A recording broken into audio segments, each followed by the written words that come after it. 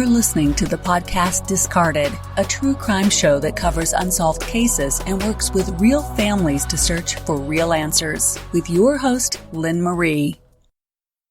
Welcome to episode 4, the final episode of the Jennifer Poole Story. I want to make mention of a few things.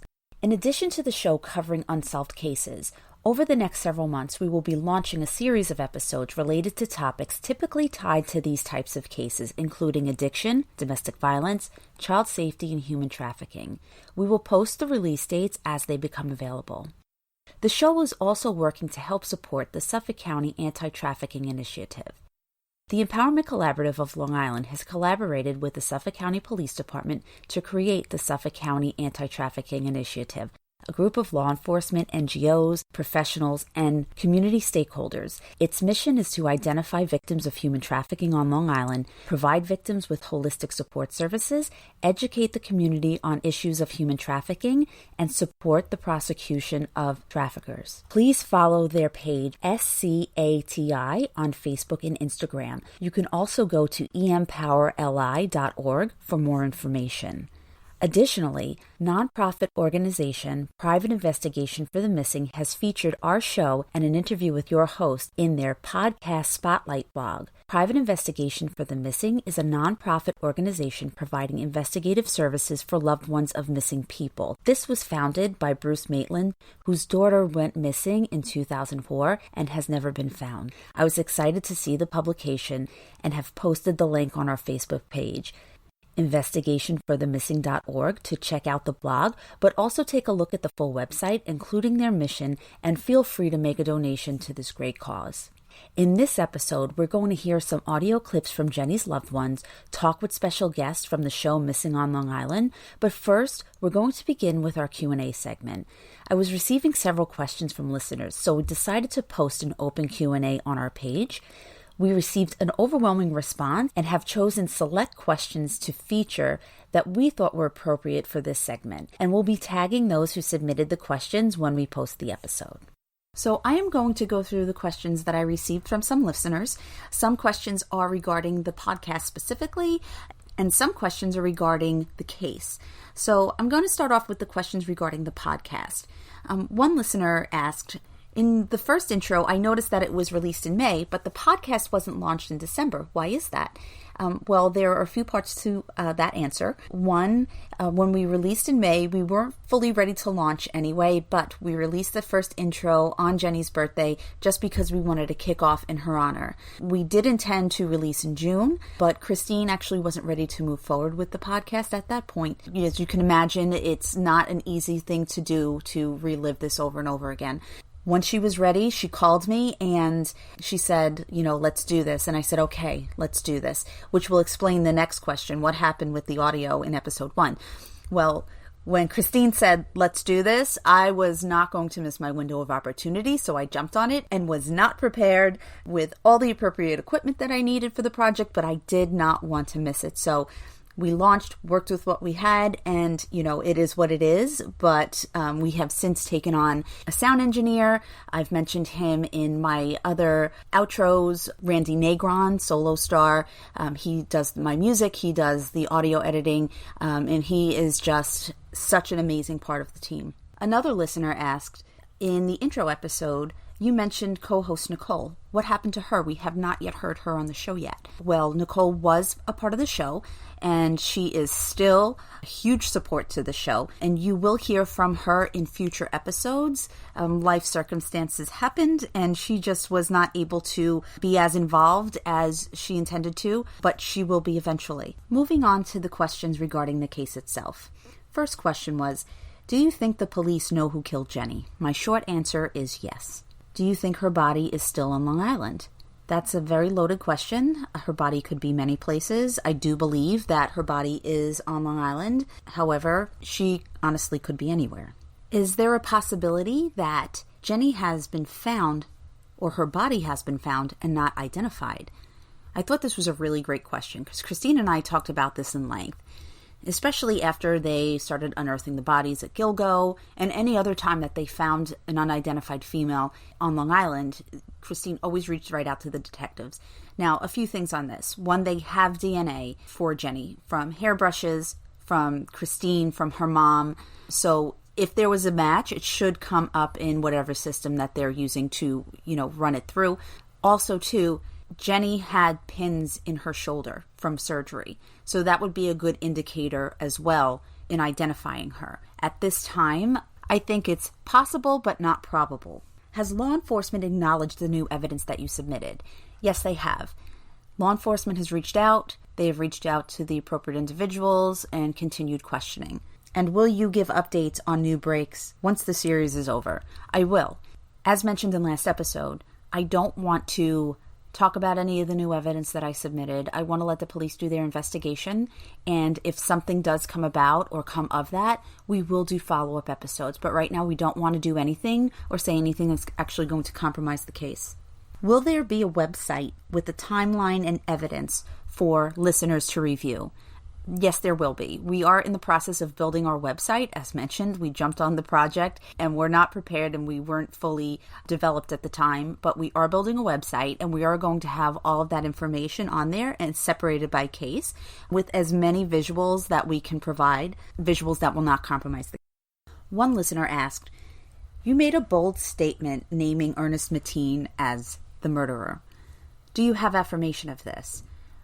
I do not have definite proof at this time that he was the murderer.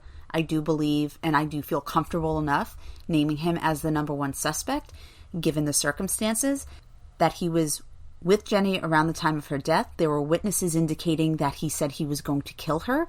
He has a long criminal history, and he was killed in the process of a domestic dispute while he was trying to kill his wife. All of those facts put together make me feel comfortable making that statement that I do feel that there is a strong possibility that Ernest Mateen is the individual that killed Jenny. Next listener asked, did the police give the family indication that she was dead? The police never said flat out that Jenny is dead. They told the family that the case has been handed over to homicide, and that's where they left it. So, dredging the canals, looking for her, the blood in the apartment, the case is being handled by homicide detectives is the indication right there itself. If the police named Ernest as the number one suspect, why wasn't he arrested? My assumption is there wasn't enough to hold him on, especially when there's no body. What are the charges going to be? And what solid proof did they have at that time? Again, we don't have access to the investigation file, so we don't know what statements specifically were given to the police at that time. If they are anything close to the statements that were given to me, then an arrest probably should have been made at that time. But again, I am unaware of what exactly the police have. Which segues into the next question. Have you ever spoken to the detectives that were handling the case? So the answer is no to that. As mentioned, the detectives that were initially working on the case were missing persons detectives. Then it was handed over to homicide. I did reach out to both of those detectives, and I was unsuccessful in contacting them. When I did submit the evidence to Suffolk County PD, they have all of the evidence. I did not discuss the actual case with them other than providing them with the information. However, as mentioned, they did reach out to the appropriate individuals involved. Next question. Why don't you think it was probable that a conviction wouldn't be made in this case? Well, this is a 10-year-old cold case, and there's still no body. The likelihood of a conviction being made in a cold case where there's no body feels like a far stretch at this point. This listener asked, do you think that the police did everything that they could at the time to solve this case? Now, I wasn't involved in the investigation. I don't know the detectives, so I can't say for sure. I can't say that they didn't. However, I can say, though, as a society at that time, we didn't necessarily prioritize drug addicts and sex workers and even categorize them necessarily as victims.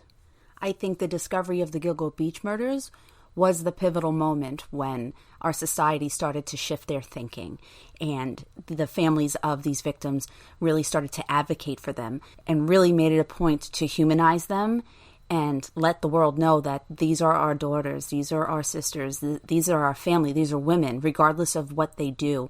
They're not doing anything to hurt anybody else. They are still a victim, and they do not deserve to be murdered. And I don't think Jenny's case was given the attention that it probably should have been given. So again, I'm in no way saying that the police did not do their job. I'm just saying that it probably would have been given a different level of attention should it have happened today. Next question. Do you think that Jenny could still be tied to the Long Island serial killer, or that the other person involved could be the Long Island serial killer? What I will say about this is that it would not shock me in the least bit if this other person involved was tied to the Gilgo Beach murders. There are commonalities amongst what we know about the murders. This individual was known to frequent prostitutes and was known to frequent the area as well. So do I have any proof linking that individual directly or anything outside of that? No, I don't. But personality type, behaviors, absolutely. So I'm not going to rule that out. Possible? Yes. Probable? Not sure. Next listener asked, in episode 1, when Neil was recounting the moments that he last saw Jenny, he indicated that Ernest Mateen was in the car and also someone by the name of Nacho. Who is this individual? And is he the second person that you were referring to that could be involved?